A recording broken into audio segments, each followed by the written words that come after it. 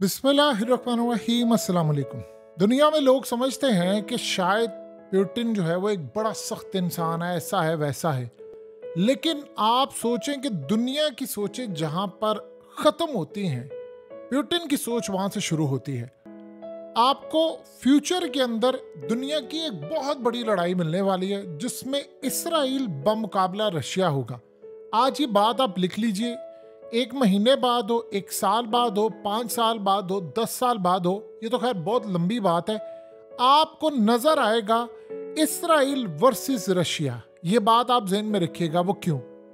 अब जो पुतिन ने चाल चली है उसने पूरी दुनिया के पैरों तले जमीन निकाल दी है और इसराइल के खिलाफ जो इस वक्त महाज खुलने वाला है, इसराइल ने कभी ख्वाब में भी नहीं सोचा था कि रशिया ये गेम कर देगा कि जिसके बाद एक ऐसा पेंडोरा बॉक्स खुल जाएगा, एक ऐसा रास्ता खुल जाएगा कि सारी दुनिया कल को इसराइल के खिलाफ लड़ाई के लिए मैदान में कूद पड़ेगी। देखिए, आप सब जानते हैं कि इसराइल के अंदर इस वक्त जो बड़ी तादाद में लोग रहते हैं वो सारे डुअल नेशनल हैं, यानी कोई अमेरिकन है, रशियन है और फलाना है, सारे हैं, ये आपको पता है। और अजीब बात है कि इसराइल की फौज में इस वक्त जो लड़ाई करने वाले हैं उनमें भी बहुत बड़ी तादाद के अंदर डुअल नेशनल हैं, जो कि सरीहन खिलाफ वर्जी होती है। ऐसा होता नहीं है कि आप किसी और मुल्क के भी नेशनल और फलाने मुल्क में आर्मी में भी आप जाकर काम करें। आप बिजनेसमैन हो सकते हैं कुछ, लेकिन आर्मी के लिए वो मुख्तस रखते हैं।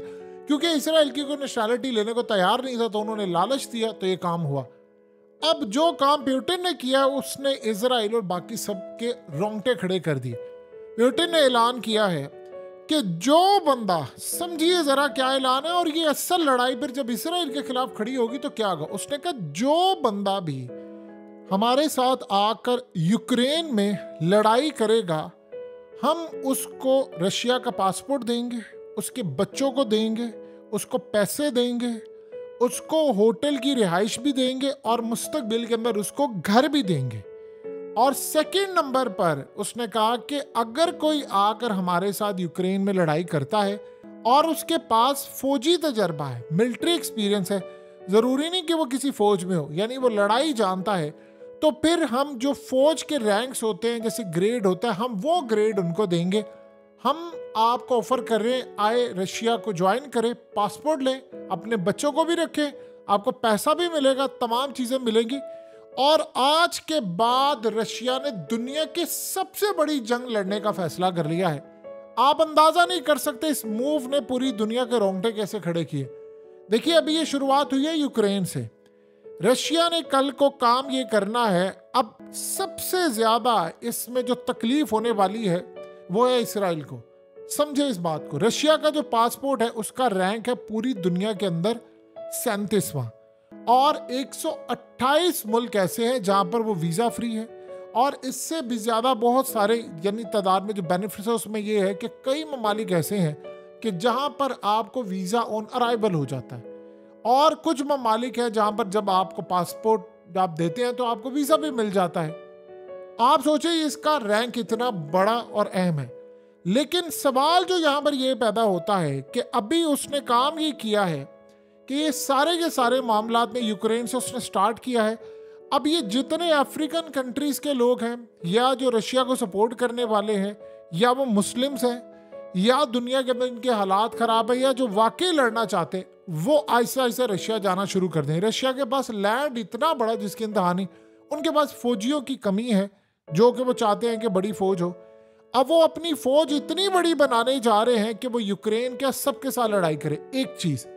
नंबर 2 सूरत हाल ये है जिसमें इसराइल की चीखें निकली है। इस मॉडल को इंट्रोड्यूस करवा दिया है रूस ने। अब कल को सूरत हाल ये पैदा होगी कि शाम के अंदर वो बैठा हुआ है, जैसे ही ये लड़ाई बढ़ेगी जो इस वक्त खित्ते में बढ़ने जा रही है, जो यमन, हमास और ये बाकी ताकतें हैं। क्योंकि आप इस बात को जरा समझिए, रमजान कादिरेव ने जो बात की थी वो इशारा था। उसने कहा था जिस दिन पुतिन मुझे हुक्म देगा, रशिया का हुक्म आएगा, मैं चेचनियन फाइटर्स लेकर पहुंच जाऊंगा और जाकर हम लोग यरूशलेम पर हमला कर देंगे, तेल अवीव पर हमला कर देंगे, मस्जिद अक्सा को बचाएंगे। सिर्फ मैं अगर किसी के हुक्म का इंतजार करो तो पुतिन का। यानी उसने क्या बात की, उसने फ्यूचर में कहा ये नहीं है कि हम जाएंगे, उसने कहा सिर्फ हमें इंतजार है पुतिन का, वो जिस दिन हुक्म देगा हम चले जाएंगे और हम तैयार बैठे हुए। इसका क्या मतलब है कि फ्यूचर में हुक्मरान आए? इसका मतलब है कि इस्राइल के साथ लड़ाई होनी है और ये लड़ाई होकर रहेगी। ये जंग रीजनली है, ये पूरी दुनिया में फैल रही है जंग। आप देखें यमन ने आज हमला दोबारा कर दिया। 60 उन्होंने बॉट्स जो थी उसके ऊपर ड्रोन लगाकर अमेरिका पर हमला किया है और वो सिर्फ उन्होंने एक वार्निंग टाइप दी है। अब कहानी का रुख अगला जो शुरू हुआ है वो उससे भी ज्यादा हैरान कुन है कि जब ये इजराइल के खिलाफ मैदान में एक लड़ाई शुरू हो जाएगी, उस वक्त जब रूस कॉल करेगा कि आज तो उसने यूक्रेन के लिए कॉल की है, आप देखेंगे अफ्रीका के लोग आ जाएंगे, गरीब ममालिक से। लोगों को चाहिए होगा अच्छा ठीक है हमारी फैमिली को नेशनैलिटी मिल जाएगी, पैसा मिल जाएगा, चीजें मिल जाएगी, हम सिटीजन हो जाएंगे, हमारे पास पैसा भी होगा, हमारे पास सब कुछ होगा, तो वो हमारी एक अच्छी लाइफ गुजर जाएगी। एक तो बहुत बड़ी तादाद के अंदर लैंड है, रशिया के पास इतना लैंड है कि आप अंदाजा नहीं कर सकते, कई ममालिक ने वो खड़े कर सकता है, इतनी उसके पास जमीन है। तो उसके बाद एक तो लोग बड़ी तादाद में हो जाएंगे, दूसरा सबसे बड़ी बात यह है कि ताकतवर तरीन फोर्स उसके पास आ जाएगी, यानी इतनी ज्यादा उसके पास फौज हो जाएगी और उसके बाद वसाइल बहुत ज्यादा है और मैदान में जब उतारेगा तो कोई मुकाबला नहीं कर पाएगा। एक चीज ये होगी। लेकिन जिस दिन इजराइल से लड़ाई होगी और वो ये ऐलान करेगा जो इजराइल के खिलाफ लड़ना चाहता है हम उसको नेशनैलिटी देंगे, आप आज लिख कर रख लें, मुसलमानों की आबादी तकरीबन 2 अरब हो चुकी है। आपको नजर आएगा करोड़ों के हिसाब से लोग लड़ने के लिए आ जाएंगे और वो लीगल आएंगे।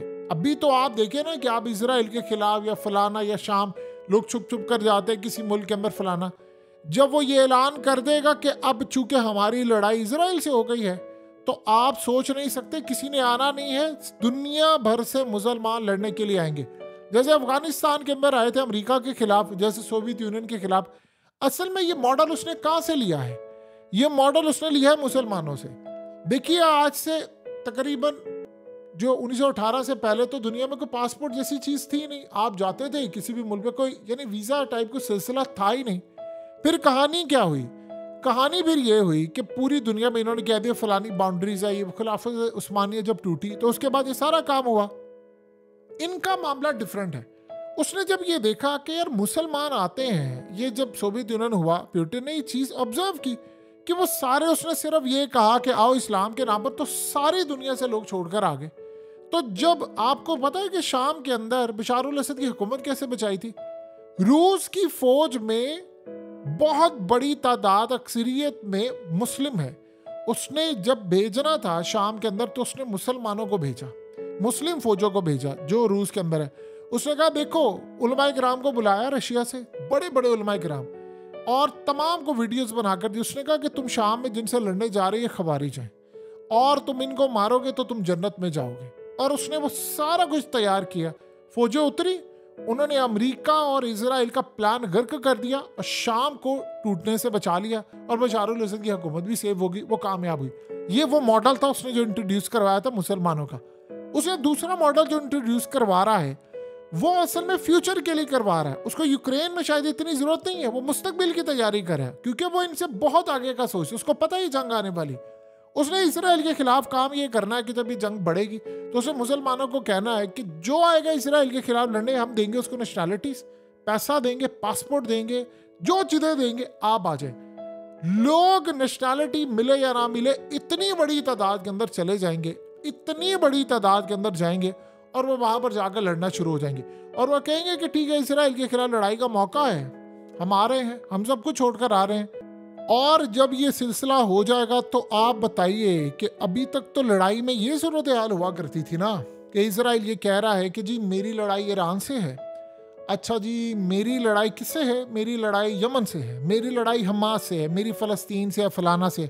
इसराइल इस बात में इनकार तो नहीं ना कर सकता कि क्यों ये भेज रहे। उसकी अपनी फौज में फ्रांस के लोग लड़े हैं, जर्मनी से हैं, उसकी अपनी फौज के अंदर अमेरिका से आए हुए लोग लड़े हैं, तो डुअल नेशनैलिटी है। तो जब वो लड़ सकते हैं तो बाकी क्यों नहीं लड़ सकते? अब उसके बाद सबसे बड़ा काम ये हो रहा है कि जिस मुस्लिम मुल्क के अंदर कल को ये मामला होगा, उसने एक मॉडल इंट्रोड्यूस करवा दिया है, हर मुस्लिम मुल्क उठेगा, कल को वो कहेगा, अगर उसके ऊपर कोई हमला होता है वो कहेगा जी जो मेरे साथ लड़ेगा आकर मैं उसको नेशनैलिटी दे दूंगा। और मिडिल ईस्ट में कितने ममालिक है जिनके पासपोर्ट तो ऐसे हैं कि आप अमेरिका का वीज़ा लगाए आपको कभी रिजेक्ट ना हो, इतने स्ट्रांग है। कुछ तो बड़े लो लेवल के, कुछ बड़े। तो उसने एक मॉडल बना दिया दुनिया को कि जो भी ये काम करेगा हम उसको नेशनैलिटी देंगे। जब कल को जाकर वो इसराइल के खिलाफ मैदान में उतरेंगे तो मुसलमानों की, अब मिसाल ले ले इसकी, आपने देखा कि अर्दुगान के खिलाफ नहीं, अर्दुगान ने रैलीज निकाली तो वहां पर तुर्किश बाहर निकल आए और उन्होंने अर्दुगान को बुरा भला कहा और कहा कि तुम लड़ने के लिए नहीं जा रहे, तुम जाओ, हम तुम्हारे वहां पर आएंगे लड़ने के लिए, हम अपनी जानें कुर्बान कर देंगे, हमने मस्जिद अक्सा को बचाना है, हमने फ़लस्तीन को बचाना है। अगर किबला अव्वल की हिफाजत नहीं ना हम कर सकते तो हमारी कुछ, उसने कहा तुमने इर्तुगरल हमें दिखाया क्यों? आप एक मिनट के लिए सोचें, जब ये सारी सूरत हाल है और प्यूटिन ने कल को ऐलान कर दिया, तो जिन 57 मुल्कों के अंदर अभी तक उन्होंने इसराइल के खिलाफ ऐलान जंग नहीं किया या उन्होंने अपनी फौजें नहीं भेजी, वहां के लोगों ने प्लान कर लिया कि ठीक है जी हम जाएंगे रूस के साथ और रूस के साथ जाकर हम इसराइल के अंदर लड़ाई करेंगे। आप सोचें कि करोड़ों के हिसाब से लोग जब लड़ने के लिए आ जाएंगे तो आप उसका अंदाजा कर सकते हैं। क्या अफगानिस्तान से लोग नहीं जाएंगे? क्या इराक से लोग नहीं जाएंगे? क्या दुनिया के अंदर इस वक्त जो मुसलमान है वो गजा का हाल देख रहे हैं, उनको तो मौका चाहिए, वो तो कहेंगे कि कोई हमें रात दिखा दे, हम एक दफा जाए तो सही। वैसे जाते हैं बॉर्डर क्रॉस करके या लड़ाई करने, तो वो तो हालात खराब है। उस वक्त शायद उनको नेशनैलिटी की भी जरूरत ना हो या उस वक्त उनको कोई चीज की जरूरत ना हो, उनको उस वक्त सिर्फ एक चीज की जरूरत होगी और उस चीज का नाम है कि लड़ाई के लिए एक रास्ता। और आज आप देखें कि उसके बाद उसने और किन लोगों के लिए रास्ता खोल दिया, उसने बड़े ममालिक के लिए रास्ता खोल दिया है। उसने एक मॉडल इंट्रोड्यूस करवा दिया है कि जिस मुल्क के अंदर ताकत नहीं है, अगर उसका पासपोर्ट स्ट्रांग है, उसके बाद वसाइल है, तो वो फौज बुलाए, उनको नेशनैलिटीज दे और चढ़ दौड़े और कहे ठीक है आज के बाद हम लड़ाई करने के लिए मैदान में उतरें। और इंटरेस्टिंग बात यह है कि प्यूटिन ने साथ ये कहा है कि अगर किसी के पास मिलिट्री का तजर्बा है, फौज में है, रह चुका है, लड़ने का है, वो उसकी कैपेबिलिटी चेक करेंगे कि वो एलिजिबल किस लेवल पर होता है। और उसने कहा कि फिर हम अपनी फौज के रैंक्स के बराबर उसको रैंक देंगे। यानी लेट से एक बंदा है जो किसी भी मुल्क के अंदर, आप लगा ले कोई अफ्रीका के अंदर है, वो कर्नल के ओहदे पर है, तो वो ये समझता कि यार मैं अफ्रीका की कंट्री के अंदर कोई नहीं है, मैं रूस की फौज में चला जाता हूँ, वहाँ पर जाकर उसको कर्नल रैंक मिल जाता है और वो पैसा है, नेशनैलिटीज़ है और सब कुछ स्टेटस है। तो आप बताइए फिर क्या सूरत हाल होगी? आप अंदाज़ा नहीं कर सकते कि उस बंदे ने किस लेवल पर जाकर अपनी सोच का इजहार किया है कि उसने सारी जगहों पर खलबली मचा दी है। यानी उसने अब कह दिया है कि हमारे लिए मैन पावर की कमी ही नहीं है, जिस दिन मैं चाहूंगा हालात को जिस जानी मोड़ दूंगा। देखिए यूक्रेन का जहां तक मामला है, हो सकता है कि यूक्रेन में लड़ाई के लिए इतने ज्यादा लोग ना आए, यानी जितनी वो उम्मीद है, लेकिन आप एक मिनट के लिए सोचें कि जिस दिन उसने ये ऐलान कर दिया कि होनी तो है लड़ाई, रमजान कादरेव ने ऐसे थोड़ी बात की थी, जिस दिन इसराइल के साथ मामला हो गया और उसने कहा ठीक है आओ मैं शाम से आपको देता हूँ फौजें लड़ें, तो आप सोच सकते कि उस दिन क्या होगा मामला? उस दिन मामला क्या होगा? उस दिन तो आप अंदाजा नहीं लगा सकते कि दुनिया के हर मुल्क के अंदर मुसलमान लोग कहेंगे ठीक है हम तो तैयार हैं। उनको क्या चाहिए? लीगल वे चाहिए ना। वो लीगल वे में आ जाएंगे, उनके बच्चों को नेशनैलिटीज मिल जाएंगी, पैसा भी वो कहते हैं हर महीने देंगे, और कहते हैं फिर वो जो जंग में मारा जाएगा उसको जिस तरह आम रूटीन में कोई बंदा मारा जाता है तो वो उसको प्रिविलेज देते हैं, फिर उसको पेंशन और ये चीजें, वो कहते हैं सारा कुछ मिलेगा आपको, हम एज अ फौज के तौर पर बिल्कुल ट्रीट करेंगे। और ये लीगल वे उसने दुनिया को दिखा दिया है कि आओ नेशनैलिटी लो और जाओ लड़ लो। अब एतराज कौन उठा सकता है? दुनिया का एक ही तो मुल्क है ना, इसराइल। कैसे एतराज उठाएगा? उसके अपने मुल्क की फौज के अंदर तो फ्रांस, जर्मनी और दुनिया के कितने, अभी तो ये भी देखना है कि देखिए हो सकता है कि इसराइल की फौज के अंदर रशियंस भी बहुत ज्यादा हो। देखिए 15 से 16 लाख के करीब रशियंस है इसराइल के अंदर जो रहते हैं। अभी तक तो उसने नहीं कहा क्योंकि अभी लड़ाई नहीं हुई रशिया की और इजराइल की आपस में। तो जिस दिन लड़ाई हो जाएगी उस दिन वो कहेगा कि रशियंस नहीं लड़ेंगे वरना नेशनैलिटीज हमारे लॉ के तहत। फिर क्या आप करेंगे? फिर अगर ये सूरत हाल खराब हो गई, इजराइल के खिलाफ उनके खिलाफ चलेगी, तो करते करते ये मामला वो जो उसने पत्ता फेंका है वो क्या लाजवाब उस बंदे ने काम किया है। यानी उसने अपनी सोच से कम अज कम 100 साल आगे का सोचा है। जहाँ दुनिया में पॉपुलेशन क्राइसिस है, यानी आबादी का क्राइसिस जो इस वक्त बड़ा हुआ है, आबादी नहीं है, कुछ नहीं है, तो दुनिया को कहा आओ मेरे साथ लड़ो, पैसा लो, नेशनैलिटी लो, बच्चों को लो, स्कूल कॉलेज सब हम देंगे और घर भी देंगे। पहले होटल्स देंगे, बाद में घर देंगे और उसके बाद प्रिविलेज देंगे। तुमने से लड़ाई करनी है। इंतजार ये है कि इजराइल के खिलाफ लड़ाई के वक्त वो कब ये मॉडल लॉन्च करता है।